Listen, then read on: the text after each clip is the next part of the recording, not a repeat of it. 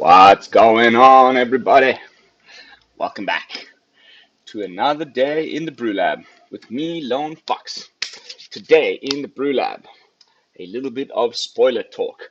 I am so excited. The more spoilers keep coming out from the D&D set, the more excited I get about it. It's looking really fun. Um, Once again, Dev, SBMTG, I keep plugging him.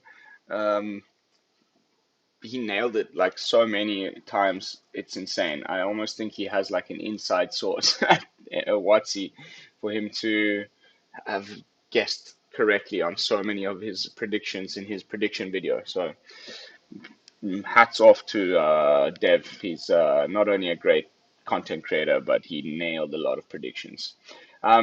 So official spoiler season started yesterday, and I just didn't have a chance or the time to do a video on those. I only did my first little spoiler talk. Part one was on the stuff that was spoiled prior to official spoiler season starting. So I've already talked about all of this stuff that is on your screens now. But so I'm gonna just start from over here, which is the ones from June 29th, and we also have already a bunch from June 30th. So there's quite a few cards to get through. I've changed the website. I was running Mythic Spoiler before as a way to get this, content out to you guys, but it had that problem because I'm in Italy where like every time I would switch page on the site, I had to accept the cookies, and it was just driving me nuts, and it didn't look very good for the channel. So we're going with EtherHub instead. The only issue is there's a lot of cards here that aren't in the original language, and they also show you the alternate arts and stuff for each one of the cards. Some might, and it's 6 mana, but probably more of a command card. I don't play much commander at all, to be honest, so I'm not sure. But yeah, like four and a blue, four and Dimir colors for a legendary creature beholder that says at the beginning of your upkeep, choose target opponent. Until end of turn, that player can't cast spells. You may look at the top card of their library at any time. You may play that card off. You may play the top card of their library, and you may spend mana as though it were mana of any color to cast spells this way.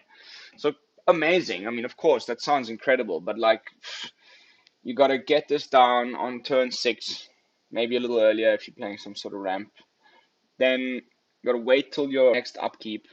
That stops them from removing it if they haven't already, because then they cannot cast spells until their next turn.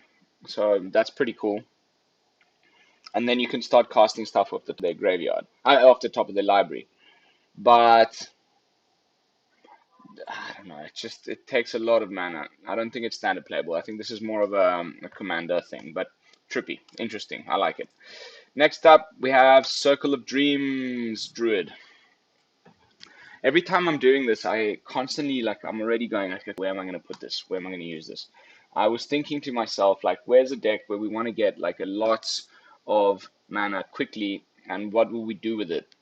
That also can, be played on curve, in the right tribal deck, perhaps. And I thought to myself, we just did that deck the other day with the exponential growth.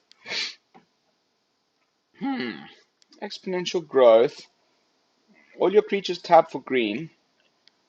You can get this out on turn 3. Gives devotion. So you could, interesting. Like, you could play it on turn 3. On top of the elf 2 drop guy that creates an elf 1/1 every time you play an elf. Make another token on top of, on one you already played Jaspera Sentinel. So that also, is effectively ramp. That point, you can probably you're gonna need some trample on your elves. So I was thinking already the 3 mana green enchantment that gives everything trample, and then you can draw a card of a creature that's bigger than 4/4 and play that as well. It takes a little bit of time to get there, but I'm gonna do workaround for sure. Like giving one elf trample and a huge amount of power and toughness with exponential growth, and this card could be pretty cool, but otherwise probably more of a commander card as well. Sphere of Annihilation. This is interesting. So Sphere of Annihilation enters the battlefield with X void counters on. So it's X and a black. At the beginning of your upkeep, exile Sphere of Annihilation and all creatures and planewalkers with mana value less than or equal to the number of void counters on it, and all creatures and planewalker cards in all graveyards with mana value less than or equal to the number of void counters on it. Wow. It's a kind of weird artifact sweeper. Takes a turn to go off, but interesting. Let's say they have, a bunch of 3-drops down, you're playing mono red. You get this down on turn 4 for X is 3. And then at the beginning of your upkeep, you exile the Sphere of Annihilation and you exile all the planeswalkers and creatures and stuff. Or you can do this on turn 4. On turn 5 for 4, and it gets rid of your Torbrands as well and stuff like that. This could be really cool. I'm looking forward to playing with this. It might end up being the sort of replacement for something like Shadow's Verdict, or what else? Shadow's Verdict isn't rotating out, but Extinction Event is rotating out. So this might be right up Mono Black's alley as a sort of weird new artifact sweeper type thing. I'm liking this a lot. Then, another rare. So far, mythic, rare. Black Staff of Waterdeep. You may choose not to untap the Staff of Waterdeep during your untap step. Animate Walking Statue for 1 and a blue. Tap. Another artifact you control becomes a 4/4 artifact creature as long as the Black Staff of Waterdeep remains tapped. Activate only as a sorcery. Trying to think like what I would do with this. A 4/4 creature is pretty cool. You can get this down really quickly. Some sort of blue artifact deck. Make your golden eggs into a creature. Make treasure tokens into a creature. Make, if you have Galazeth down, for example, you could make one of the treasure tokens into a creature with Black Staff of Waterdeep. And then, it's a 4/4 that can also still be tapped for mana by Galazeth. Interesting, pretty cool. I'm just my brewing juices are just flowing. I'm like, I just cannot wait to get in there and playing games, new cards. It's gonna be so much fun. Right. Let's try and skip the, whatever these are called, the alternate arts. I think we can find all of them up here. Yes, Purple Worm, Minion of the, yeah, okay, so Gelatinous Cube, I think is, there we go. Yeah, okay. So we can skip all of these. Although I like this artwork, honestly, I do. It's pretty damn cool. I don't want to confuse anybody, so let's just skip over those and go straight to Icing Death. This is a cool dragon. I'm already thinking about all the dragon decks I can build. I love me some dragons. Icing Death, Frost Tyrant, legendary creature, dragon, mythic, flying, vigilance, 4-drop, flying, vigilance, 4/3. Out of Bone Crusher range. Frost Tongue, when it dies, you create basically an equipment. That's a token equipment, and it has an equip cost of 2. And whenever equipped creature attacks, you tap target creature defending player controls. Because of the ice.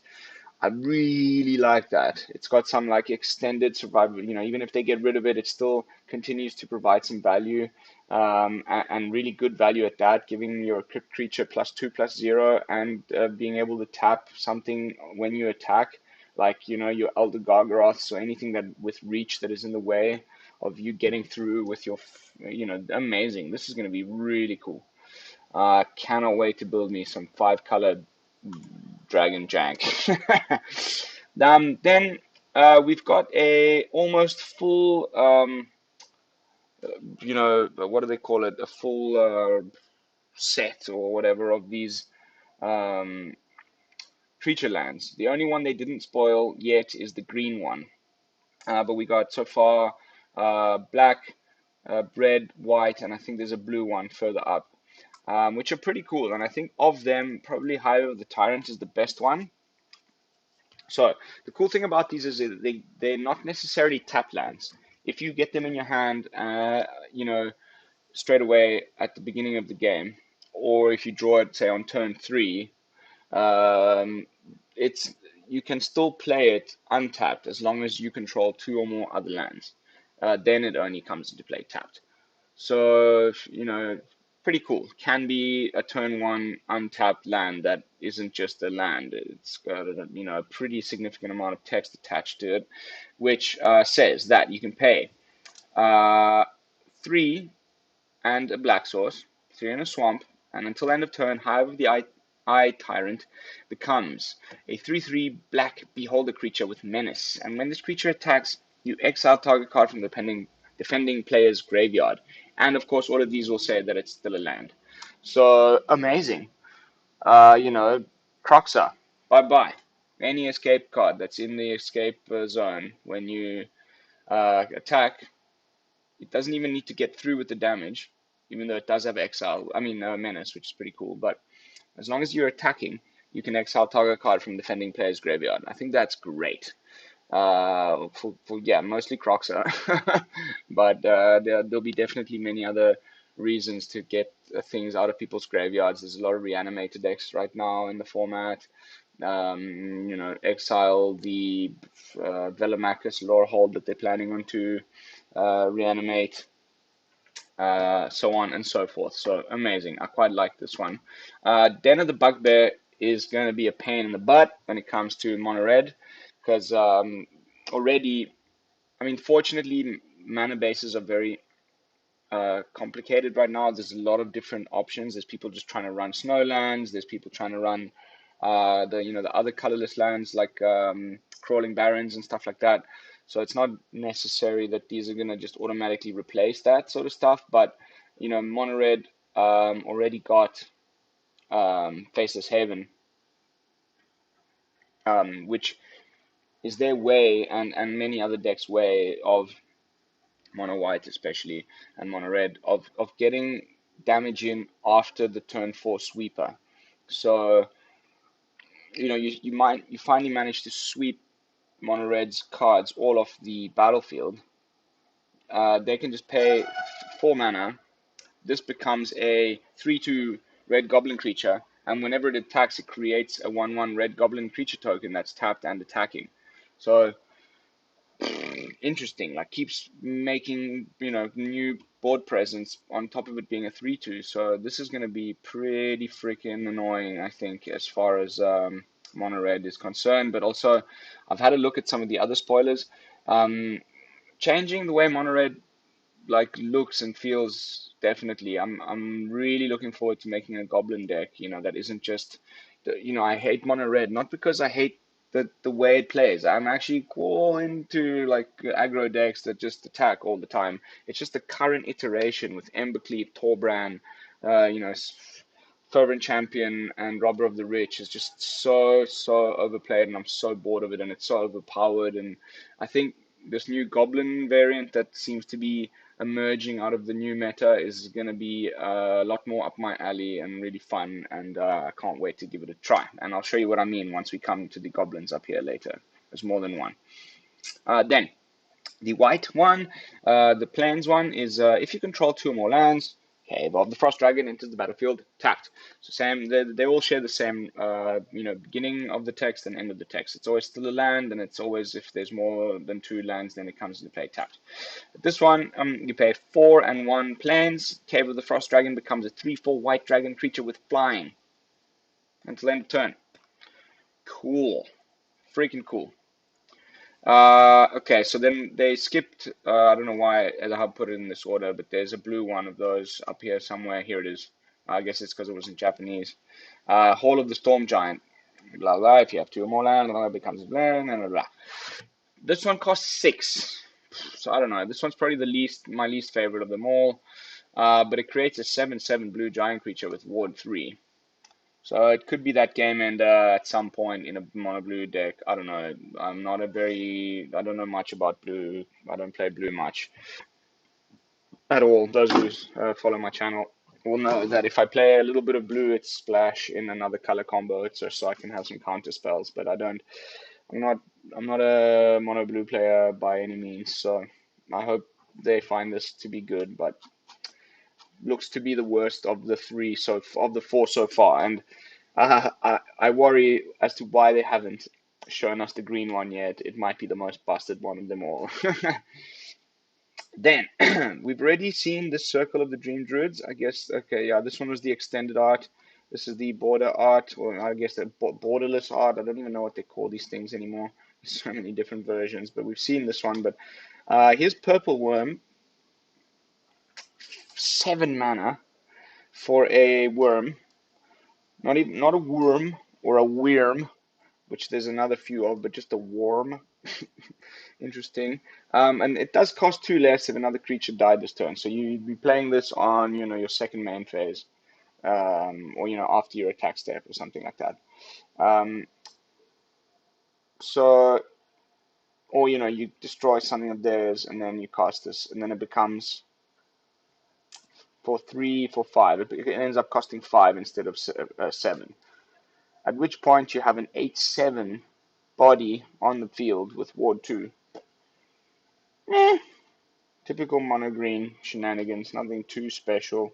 Might have been a little bit better if it had trample or something like that, but I guess that's why it's an uncommon. Nothing too special there. Moving on.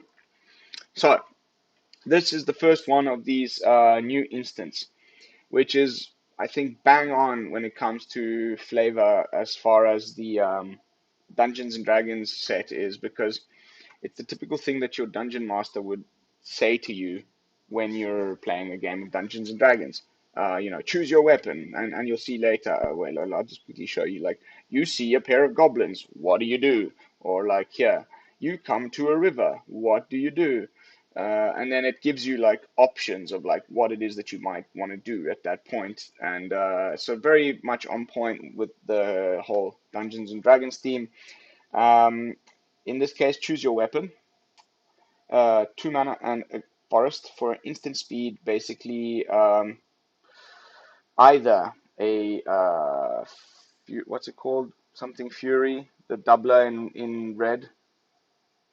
Something Fury that makes that double target creature's power and toughness until end of turn. So pretty cool. Or a plummet, essentially, or one of these typical green cards that get rid of a big flyer. There's a few that I can think of in standard right now that I actually play sometimes in my green decks. Uh, mm, what's the name I'm looking for? It's Plummet, and the other one is called Broken Wings.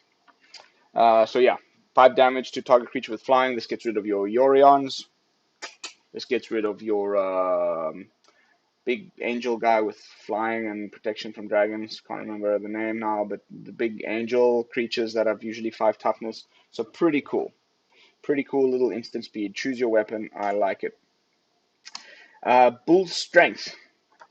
2/2 gains trample until end of turn. Untap it. Interesting. I think this goes into that deck I was trying to talk about earlier with Circle of Dream Druids. Maybe a couple of copies of these.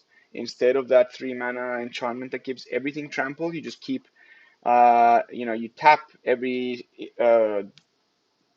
elf you have to get as much mana as possible to cast a really big um, exponential growth onto one of these elves.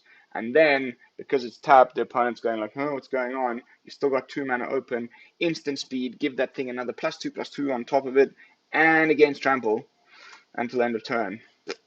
And you slam in for the kill. Could be pretty damn cool. I'm gonna see how this is gonna work. Like again, I'm gonna be making decks with all of the stuff. So keep your eyes on the channel. The first couple of weeks are gonna be incredibly epic, as I try to just break every single card in the set one by one. This one is really cool in red. I was talking about that goblin down below in the land, the red creature land. This one says it's called "You See a Pair of Goblins." They look very Lord of the Rings esque. And you choose one. You either charge them So target creatures you control get +2/+0 until end of turn. Pretty cool. Or you befriend them. So you create 2/1/1 red goblin. Identifying creature tokens. um, yeah, I think go wide goblin-y things are going to be cool in mono red this set, and I'm looking forward to giving it a try.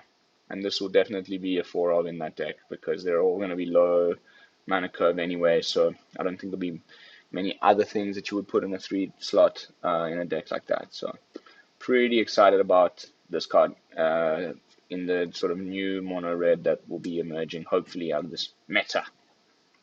Then Plundering Barbarian. This is a cool one also. This not only is it a dwarf, okay, which makes treasures, okay, because like I'm still trying to make a freaking good dwarf treasure dragon deck thing with Magda because it doesn't ever quite work the way I want it to.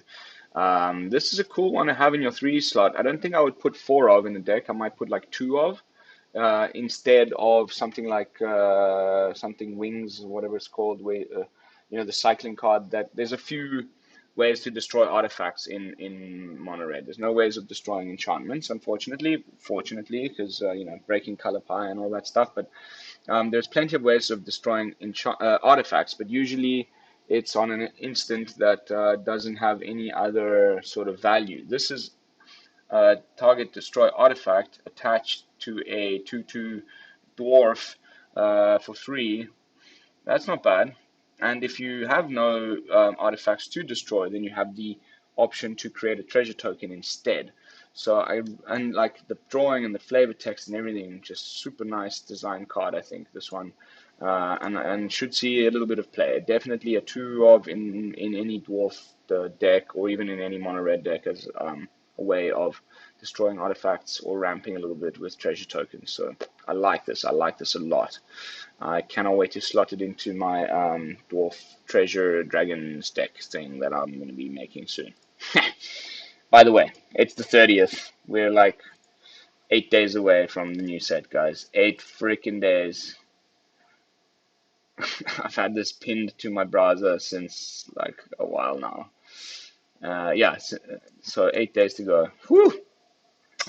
Okay, this one everyone's talking about. Everyone's posting this on all sorts of social media. Ooh, turn to lethal, turn to lethal in standard. Yeah, beg fire again. Blah. For sure. I mean, they put keyword menace on 0/1, so this is begging to be pumped up with some sort of combat trick, of course. And the one that most people are posting is Infuriate. So turn 1, Minion of the Mighty. Turn 2, 2 Infuriates onto it, which make it into a 6 or greater. So of these cards, sorry, just before I continue with that, you'll notice that there's a lot of these new sort of keywords, but they're not like coming very often. Actually, most of the time they're just one-offs. So don't worry about learning all of this stuff. Like here again, pry it open, smash the chest. I think it's more to do with the whole Dungeons and Dragons thing than actual keywords. But there is one that is an actual keyword because I've noticed it in more than one card. We're up to like 6 or 7 now that have this keyword in it, and that's pack tactics. And they always say the same thing. If you attacked with creatures with total power 6 or greater this combat, you may do something. In this one's case, you may put a dragon creature card from your hand onto the battlefield tapped and attacking. So, the one that everybody's talking about is not Terror of the Peaks, of Mount something, Majig. Dragons, red in standard. That gives everything double strike. Terror of the Peaks. Lorehold Delmacus. No. Where are you? Mount Velus, I think. Terror of Mount Velus. Let's see. There you are. Terror of Mount Velus. See, I always get it in the end. This card is great, but it was just a little bit too expensive. Didn't see much play. But, flying double strike. When it enters the battlefield, creatures you control gain double strike until end of turn. So at that point, you will have made this into a 6 or greater card with 2 Infuriates. Yeah, it'll become a 6/4, 6/5, which then gets double strike because of the Terror of Mount Velis. And then the Terror of Mount Velis itself essentially gets haste because it's attacking. So that's 6, 12, 10, 10 plus 22 damage on turn 3. Okay? That's ridiculous. I get it. But you need to have, an opening hand where you have Terror of Mount Velis, 2 Infuriates, and a Minion of the Mighty, and the cards, and, the lands to cast it. The chances of all of those things happening perfectly every time is very, very low. But, I mean, you don't have to do it on turn 2.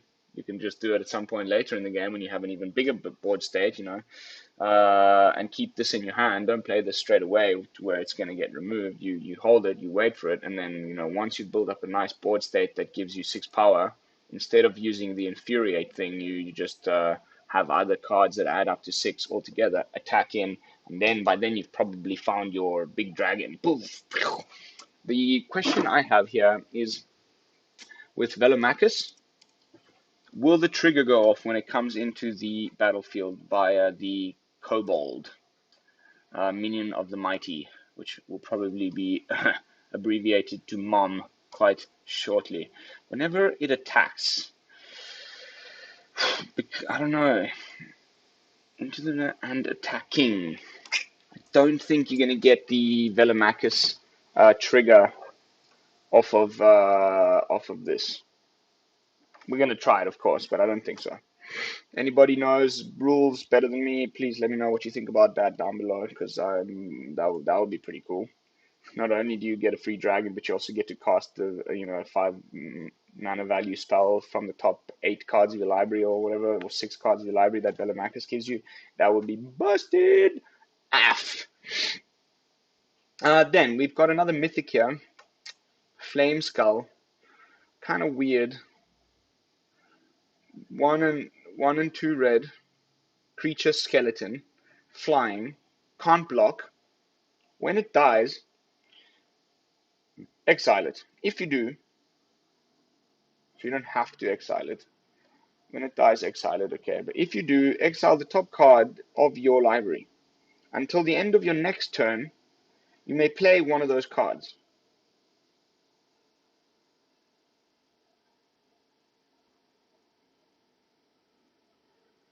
Okay, because you've exiled Flameskull and you exile, so you can either replay Flameskull or you can play the thing that you exiled off the top of your deck. If you cast Flameskull this way, you can't play the other card and vice versa. I don't know why this is a mythic. I mean, help me see what people could do to break this. I don't get what's so cool about this. Especially a 3 mana, 3/1 flyer. I don't know. I don't know. Maybe I'm missing something, but this just doesn't look that great to me at all. Let me know what you think. So we've already gone over Sphere of Annihilation. Let's check out this Manticore, which I believe is also a, from the D&D lore. Flash, 3 in the black, so 4 mana, flash flying, which has a little extra text tagged on the end called tail spikes that says whenever it enters the battlefield, you destroy target creature an opponent controls that was dealt damage this turn. Pretty cool. Pretty cool. A little bit expensive, probably why it's a common, but pretty cool. I like it. I wonder what would be the best way to use this. Like maybe at the, your opponent swings in with something huge that you can block but won't kill. So you block it and then cast this at flash speed and destroy it. Or the other way around, you attack with something small that they block because they're just like, oh, this idiot, why is he even attacking with that? And then you do the 1 damage to whatever the blocker is, even a much bigger creature, and then you flash this in and destroy it. So, probably the first way I mentioned is the best way because no one's going to block when you do that and you keep mana open. They're just going to be like, well, something's fishy here. But when they're attacking, that makes more sense. So Interesting. We'll have to see where that ending up. Cool. Gelatinous cube. Some oozes. Can't wait to make me an ooze deck. I'm gonna use the companion ooze guy. Uro, no, what was it? Something like that. No, not Uro. Anyway, you know what I mean. The companion from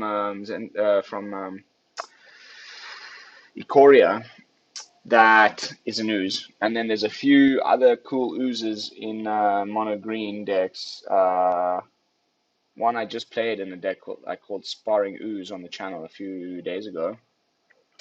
So cool to have another ooze creature and in black. I'm definitely going to try and make an ooze tribal. Ooze tribal. 2 and 2 black for a creature ooze 4/3 that has engulf.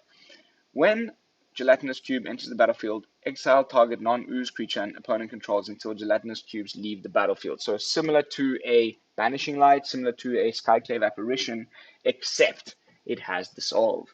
So you can pay X and a black, and that target creature that was exiled by ooze can then be, because if essentially the problem with both the cards I mentioned before, Banishing Light and or Skyclave Apparition, is once you've exiled the thing, your opponent can then get rid of either, in this case, Gelatinous Cube or Banishing Light or whatever, and the thing that you exiled in Banishing Light's case goes back to the battlefield, so, waste of time.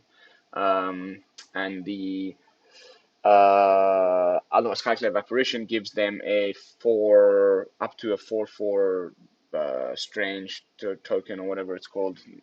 So this one, you can actually end up sending the thing to the graveyard. Although they can reanimate that, might be better in exile. At least they can't get rid of Gelatinous Cube and get back the thing that you exiled. So pretty cool. I like this in mono black. New sort of weird little exile effect thing like. That was usually a mono white thing. I like it. I like it a lot. Devour Intellect. Sorcery Speed. This is a cool one. The drawing is also really cool. Target opponent discards a card. So it's like your, there's plenty of cards in mono black that do this. It doesn't reveal a hand if you just cast it for 1 black. But if mana from a treasure was spent to cast a spell, instead, that player reveals their hand. So it can be like, oh my goodness, why am I drawing a blank? Thoughtseize, I think, is the word I'm looking for. And also 1 mana black, reveal, hand, discard. Why can't I remember card names today? Images. I was thinking of Duress, but also Thoughtseize, but Duress mostly. It's like a Duress. Pretty cool.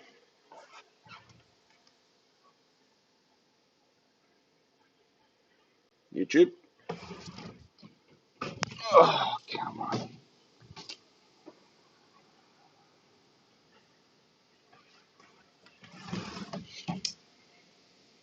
YouTube. Giving me errors. So yeah, interesting. Let's see how that ends up playing out. Then I did show you a few of these earlier.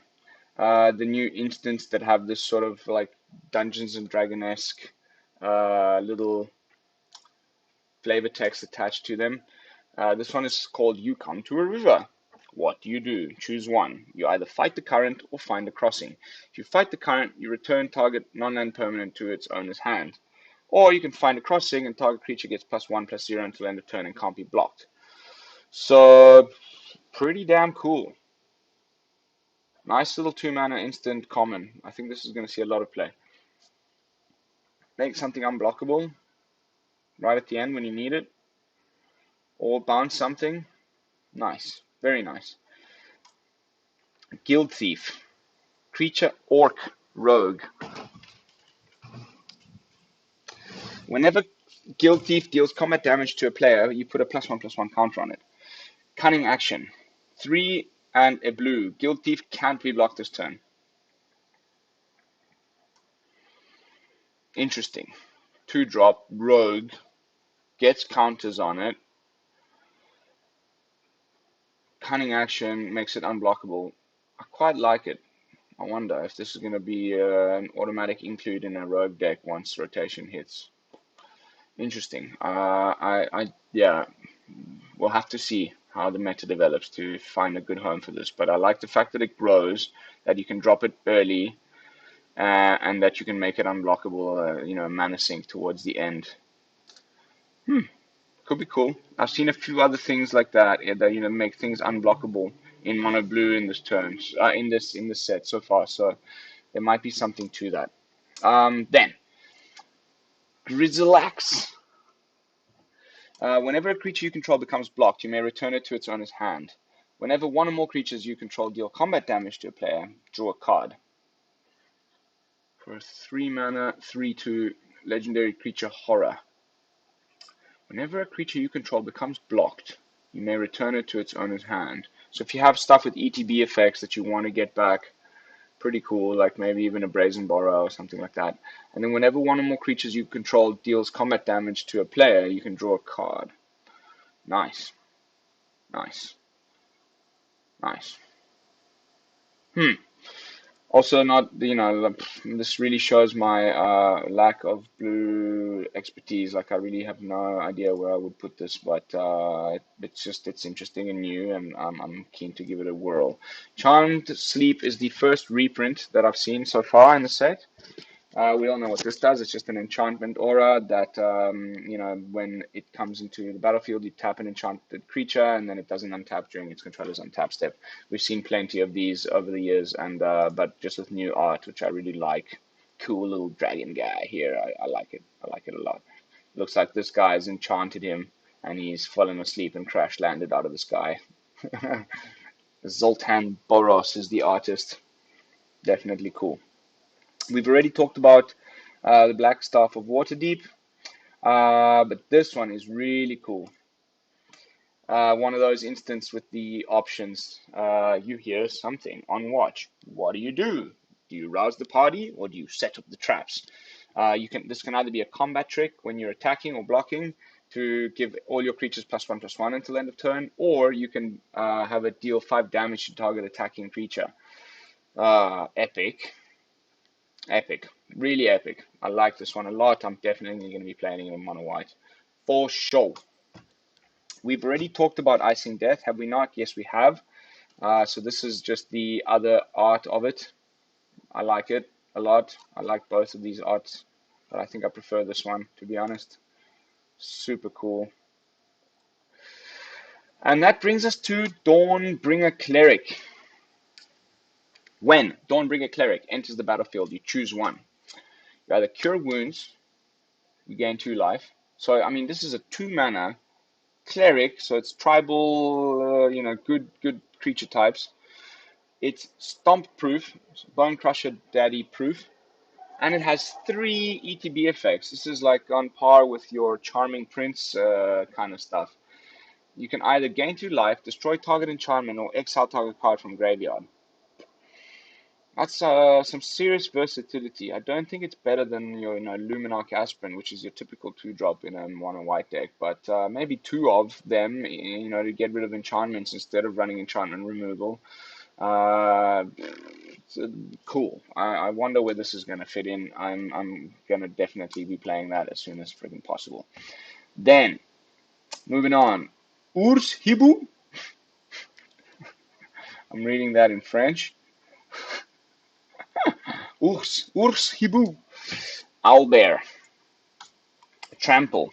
Keen Senses. When Owlbear enters the battlefield, draw a card. For 5 mana, meh. That's probably why it's a common. More mono green stompy nonsense. Probably just better for limited. Here's another one of those instance with the choices. You see a god approach. What do? Do you distract the god? So tap target creature, or do you hide? Target creature you control gains hexproof until end of turn. 1 mana for an instant hexproof thing in blue. Epic! I cannot wait to play this. I'm definitely going to be running this in my Prismari Dragons deck instead of maybe even negate to protect your dragon. You can either tap a flying blocker or a blocker with reach once Galazeth or your other dragon tries to get in, a Goldspan or any of the new ones that we've just spoiled. Or, they have instant speed removal for one of your dragons when you've already attacked. Bam! Give it hexproof. And not only do you give it your Goldspan hexproof, but you make another token because you're targeting it with something. So, epic. Then, again, Dev from SBMTG called it.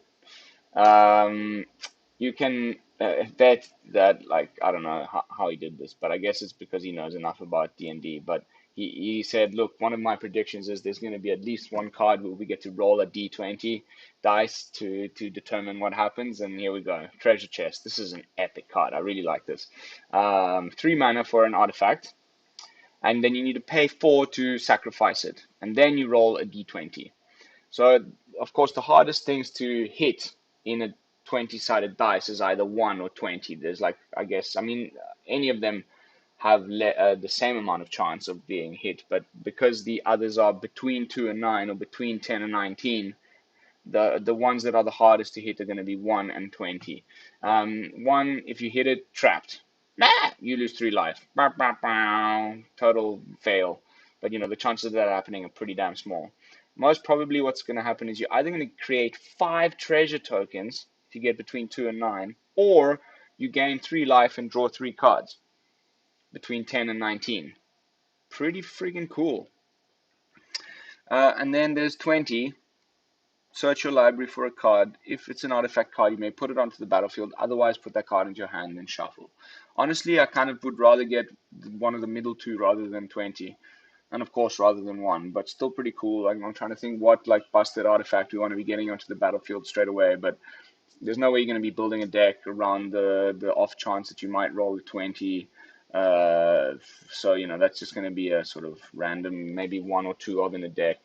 But I really like this. Create 5 treasure tokens or draw 3 cards. Both of these are amazing. So.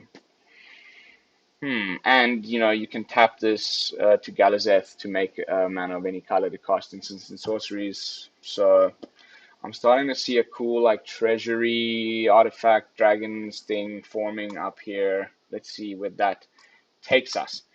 Then we are coming into the, I think what I'm going to do is I'm going to just do June 29th and then split it into 2 videos because this is going on way too long. But we're coming into the ones that are written in Japanese, so I need to actually click on them. Horny Bard, creature, Tiefling Bard. Bardic Inspiration. So at the beginning of combat on your turn, target creature gets +1/+0 until end of turn. Nothing special. 3 mana for a 2/3 that pumps one of your creatures when you attack. I guess in that new mechanic called, what's it called? Pack Tactics, you need to push it above 6. That might be the deciding factor because this trigger will go on the stack before the Pack Tactics one triggers. So that might be important. Then these are the alternate arts on some of those creature lands that we've already talked about earlier. Then there's this new little guy here, Mimic. This one's in German, so we need to Schatz. Schatz means my treasure. My wife's brother's German. My my brother's wife, ex-wife, is German. She always used to call him Schatz, and also all her kids she calls little Schatz. I always used to laugh at that because it sounds like shits, little shits. And my nephews are such little shits. Love them to pieces, but they're typical little boys getting up to no good. So Mimic, artifact treasure, 2 mana. Sacrifice it, add 1 mana of any color. So it's essentially 2 mana ramp in any deck. Think about that for a second. It's pretty cool. Or you can pay 2 and it becomes a shapeshifter artifact creature with base power and toughness 3/3 until end of turn. Pretty cool. Pretty cool. 2 mana ramp in any color deck. Talking about that Galazeth thing. you could play this on turn 2. Turn 3, tap it, add 1 mana of any color, and you've already played another land, so you can play Galazeth on turn 3. Make another treasure token. Then play the other guy on turn 4, this one that we just talked about. Here, treasure, I mean, you know, oof.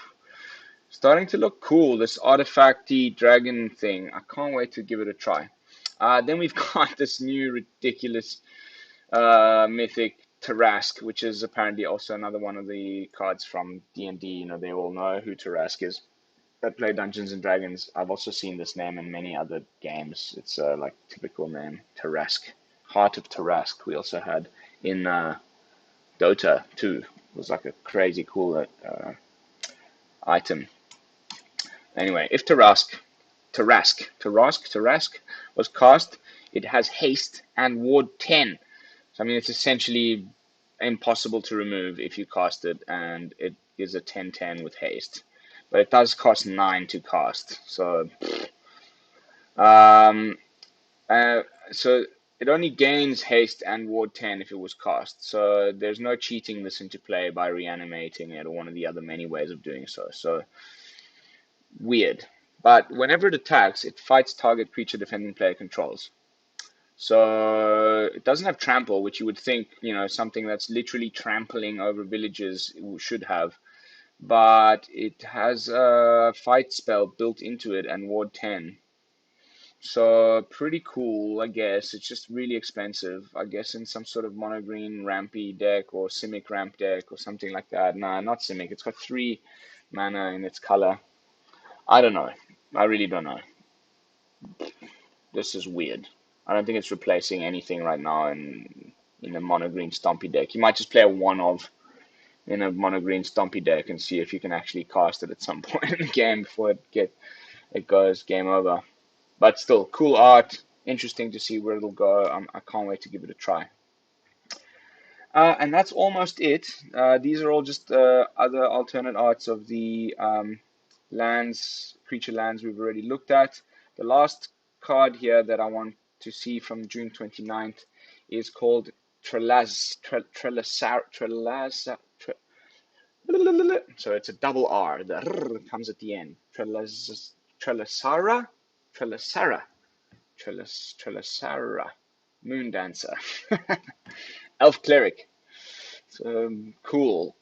Another cleric in Selesnya on top of the Centaur Mentor thing that puts counters on things. And I like it that we're getting some dual color cards in combinations that we didn't get before because of the campuses in Strixhaven. So finally, some Selesnya cards again.